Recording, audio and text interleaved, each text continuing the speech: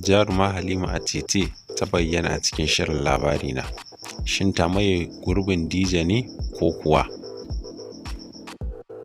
Ba a fara ɗaukan shirin da ita jaruma Halima Atete ba, inda sai a ƙarshe ta bayyana bayan Nafisa ta ɓata, wato Sumayya kenan a cikin shirin. Ba a yi wata doguwar gabatarwa cewa ga daga inda take ba, illa dai an nuna ita ma mawaƙiya ce kuma 'yar fim ce.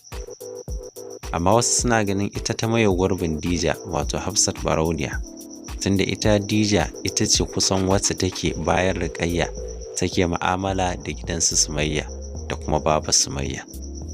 To babu mamaki ko ita Hafsat Barauniya Dija kenan a cikin shirin bata samu damar ci gaba da ɗaukan shirin bane, kuma gurbin nata yana da muhimmanci domin tattaunawa da ake yawan yi tsakanin baba Sumayya da ita Dija akan Sumayya.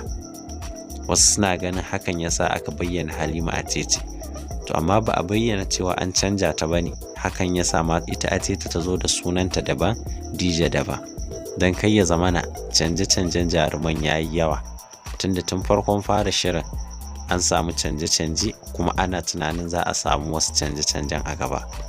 Wasu kuma ba canje-canje bane, a'a cire jarumin nema gaba ɗaya saboda wani dalili, kamar yadda ya faru akan Mahmud an cire shi daga labarin, inda aka yanke shi a cikin fim ɗin da cewa ya mutu. Yanzu kuma an zo gabar da cewa ita ma Sumayya gashi an cire ta, ko kuma ta cire kanta saboda wani dalili na rashin samun daidaito da ita da jagororin shirin.